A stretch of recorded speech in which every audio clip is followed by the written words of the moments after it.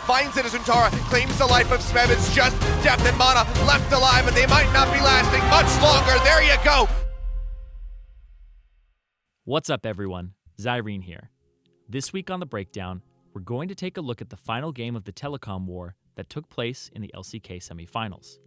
In Game 5 of KT versus SKT, SKT applied consistent pressure to score Zac, eventually leading to SKT winning a team fight and taking all 3 outer turrets at 18 minutes.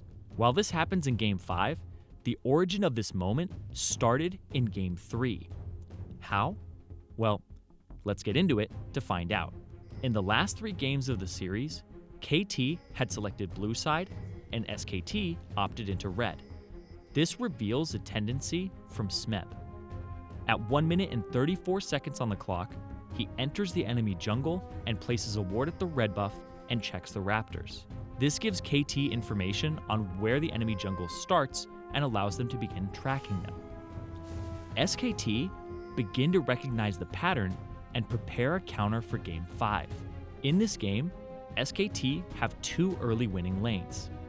These lanes, when left alone, will shove the enemy laner under the turret due to the amount of pressure they apply early in the specific matchups. And the most reliable way for Blank to keep his solo laners safe isn't to gank them, but to control Score's jungle, and Smeb's predictability gives him the opening.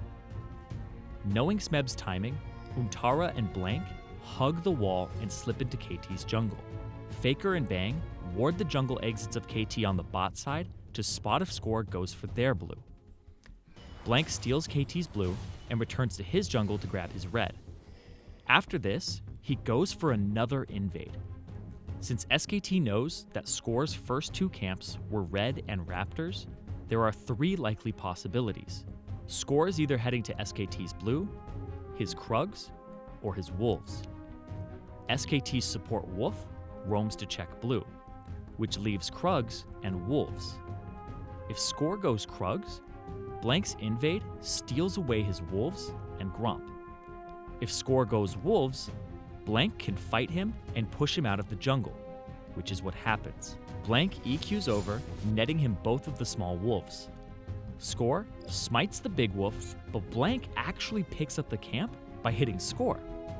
Thunderlord's Decree doesn't activate off of hitting jungle monsters, but Blank's hit onto Score triggers the AoE and gets him the camp.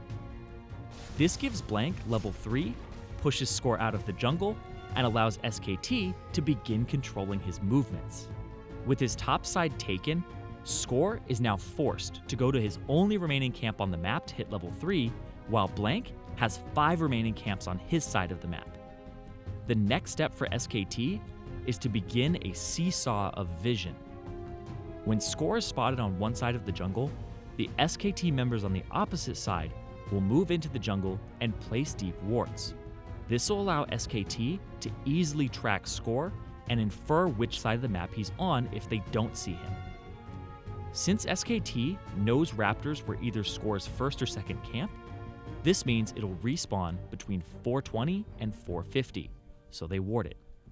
With Score having none of his own camps up, he's forced to invade the enemy jungle to farm.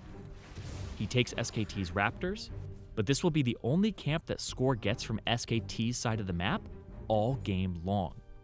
Blank sees his camp missing and then pings Krugs because there hasn't been enough time for Score to steal both.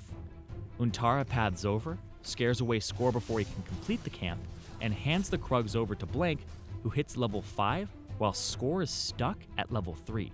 Blank is now up over a kill's worth of gold. Score now looks for a gank to try and get back into the game. He elastic slingshots towards Faker, but because Score is only level 3, he doesn't have any extra range on his E, and he lands short, which allows Faker to save his flash to dodge the follow-up Q. Score then goes over to clear his Raptors and is spotted out by the ward from earlier.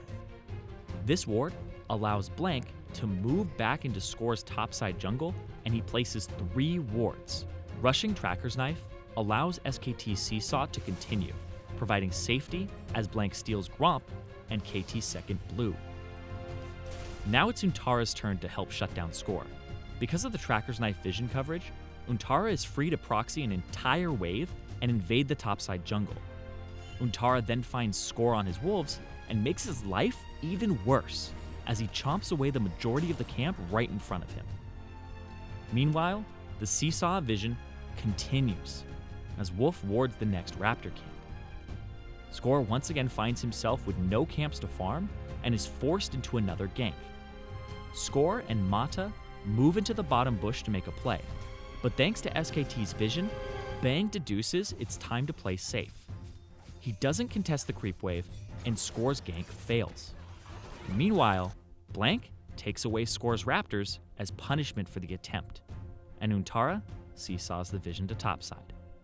At just 10 minutes in, Blank is up 2 levels and over 2 kills worth of gold just from counter jungling. Eventually, Score finds a successful gank, but it doesn't stop SKT from keeping the seesaw going. Even though SKT are at a numbers disadvantage with Faker dead, they push into the jungle to continue warding Score's bottom side. One of those wards ends up being huge.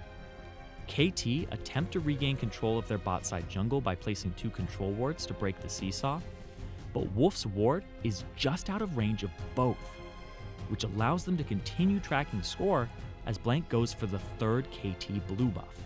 Over the next 4 minutes, SKT continue to bounce the seesaw back and forth, and during that time, KT try to disrupt SKT but get caught in their jungle, blow summoner spells, and continue to lose camps off of their attempt to contest the vision. With his solo lanes in bad shape and SKT just on the horizon to take over the game, Score and Pawn team up and look for a desperate play. As they head towards their winning lane in an attempt to relieve the pressure they've been feeling all game, SKT are ready to reap the fruits of their labor. Because of SKT's control of the jungle, they're up in gold, up in levels, and up in summoner spells, and they use these advantages to mop up KT 4-for-0, take all 3 outer turrets, and walk away with a 6.4k gold advantage at 18 minutes. This advantage proved too much for KT to overcome, and SKT close out the game in 35 minutes. Looking back, this was a methodical shutdown of KT. The seesaw is difficult to start, but easy to keep, and SKT noticed an opening in Smeb's level 1 that allowed them to begin establishing vision. It's important to note that even though it looks like Score is farming better than Blank at 20 minutes, 60 of his CS comes from Krugs, which means Score was behind in gold and experience the entire time. SKT's ability to exploit a single tendency that is revealed to them throughout a series is incredible. With the reverse sweep of KT, SKT's record in best of 5 since 2015 is now a staggering 18-2. Off this win, SKT move on to the finals to play Longzhou, and have qualified to defend their title and look for the three-peat at the 2017 World Championship. Hey everyone, Zirene here. If you see a play that you think deserves a breakdown, tweet at me at LOLZirene and use the hashtag #TheBreakdown.